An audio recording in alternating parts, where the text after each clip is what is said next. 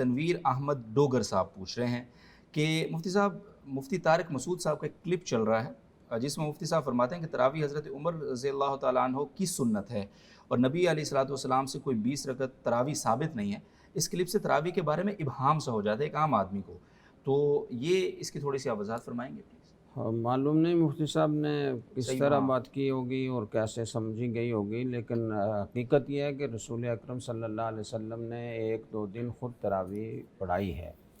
اور لوگوں ایک دفعہ آپ نکلے اور لوگ جمع ہو گئے، دوسری دفعہ نکلے تو بہت زیادہ ہجوم ہو گیا، تو تیسرے دن آپ نے نکلنے سے احتراز فرمایا اور اپنے دروازہ کھول کر لوگوں سے کہا کہ میں تمہاری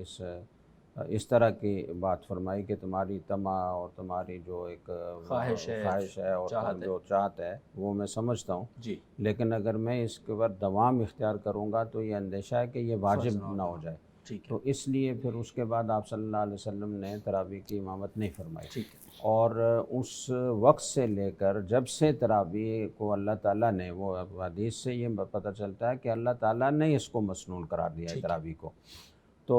اللہ نے جب سے مسنون قرار دیا اس وقت سے تراویح پڑھی جا رہی ہے، اور البتہ یہ تھا کہ 1-2 دن کی اس طرح جماعت کے بعد جب آپ کو اندیشہ ہوا کہ میں دوام اختیار کروں گا تو واجب نہ ہو جائے، تو آپ نے اجتماعی طور پر سب کو ایک مسلح پر جمع کرنے سے اعتراض فرمایا، لیکن چھوٹی چھوٹی جماعتوں کی صورت میں تراویح پڑھی جاتی رہی ہمیشہ۔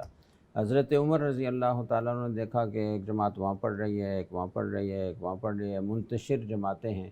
تو انہوں نے فرمایا کہ کتنا اچھا ہو کہ ان کو ایک ساتھ جمع کر لیا جائے اور ایک ہی امام کے پیچھے پڑھیں، تو حضرت عمر نے حضرت ابی بن کعب رضی اللہ تعالیٰ عنہ کو امام مقرر فرمایا، اور ان کے پیچھے پھر ایک ہی جماعت تراویح کی ایک ساتھ ہوتی رہی، صحیح، تو یہ پوری تفصیل ہے اس میں، پوری بات یہ ہے۔ اس میں جو پتہ نہیں انہوں نے کون سا کلپ سنا ہے، جی، لیکن جو میں نے سنا ہے اس میں مفتی صاحب تو یہ کہہ رہے ہیں کہ روایات میں آپ صلی اللہ علیہ وسلم کے تراویح پڑھنے کا تو ذکر ہے، لیکن تعداد کا ذکر کسی روایت میں نہیں ہے۔ صحیح، لیکن جب حضرت عمر رضی اللہ تعالیٰ عنہ نے صحابہ کرام کو ایک جماعت میں جمع کیا تو آپ نے 20 رکعتیں پڑھوائیں، ٹھیک ہے، اور حضرت عمر رضی اللہ تعالیٰ عنہ بدعتی نہیں ہو سکتے ہیں، بے شک، تو اس لیے آپ کا یہ عمل تفسیر ہے اس بات کی کہ حضور علیہ السلام نے بھی 20 رکعتیں ہی پڑھی تھی۔ زبردست، ہاں، اور دوسری بات یہ ہے کہ آپ نے فرمایا علیکم بسنتی و سنت الخلفاء الراشدین، تم پر میری سنت بھی لازم ہے اور خلفاء راشدین کی سنت بھی لازم ہے، تو اس کا مطلب یہ ہوا کہ خلفاء راشدین کو اللہ نے وہ مقام عطا فرمایا ہے کہ وہ اللہ اور اللہ کے رسول صلی اللہ علیہ وسلم کی مرضی سے ہٹ کر کوئی چیز نہیں کریں گے، نہیں کر ٹھیک ہے۔ سکتے۔